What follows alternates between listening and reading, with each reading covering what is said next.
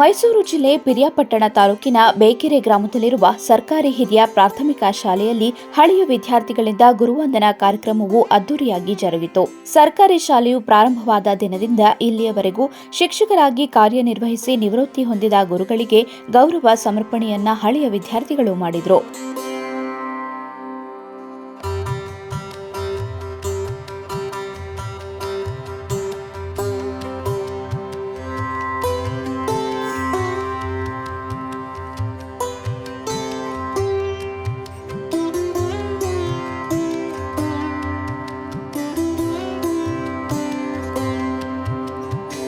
ಶಾಲೆಗೆ ಆಗಮಿಸಿದ ಶಿಕ್ಷಕರಿಗೆ ಕಳಸ ಹೊತ್ತು ಬ್ಯಾಂಡ್ ಸೆಟ್ ಮೆರವಣಿಗೆಯಲ್ಲಿ ನಿಂತ ವಿದ್ಯಾರ್ಥಿಗಳು ಹೂ ಎರಚಿ ವೇದಿಕೆಗೆ ಕರೆತಂದರು. ಈ ವೇಳೆ ಶಾಲಾ ಆವರಣದಲ್ಲಿ ನೂತನವಾಗಿ ನಿರ್ಮಿಸಿರುವ ರಂಗಮಂದಿರ ವೇದಿಕೆಯನ್ನ ಉದ್ಘಾಟಿಸಲಾಯಿತು.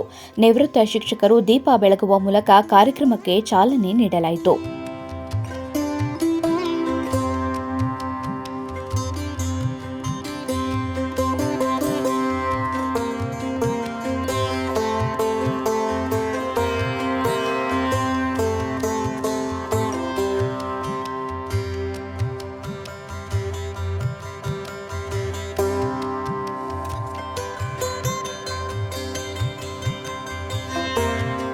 ಕ್ಕೂ ಹೆಚ್ಚು ನಿವೃತ್ತ ಶಿಕ್ಷಕರನ್ನ ಸನ್ಮಾನಿಸಿ ಗೌರವಿಸಲಾಯಿತು. ಈ ವೇಳೆ ನಿವೃತ್ತ ಶಿಕ್ಷಕರು ತಮ್ಮ ಕರ್ತವ್ಯಾವಧಿಯ ದಿನಗಳನ್ನು ನೆನೆದು ಸಂತಸಪಟ್ಟರು. ನಿವೃತ್ತ ಶಿಕ್ಷಕರಾದ ಚಂದ್ರಶೇಖರ್ ದತ್ತಿ ನಿಧಿಗೆ 25,000 ಹಣ ನೀಡಿದರು.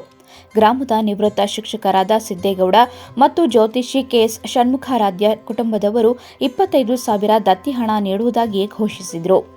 ಮೈಸೂರಿನ ನಿವೃತ್ತ ಇಂಜಿನಿಯರ್ ವೀರರಾಜು ಅವರು ಶಾಲಾ ಅಭಿವೃದ್ಧಿಗೆ 5,000 ಹಣ ನೀಡಿದರು. ಜೊತೆಗೆ ಹಳೆಯ ವಿದ್ಯಾರ್ಥಿಗಳ ಸಮಾಗಮ ಹಾಗೂ ಸ್ನೇಹಿತರ ಭೇಟಿ ಸಹ ಆಯಿತು.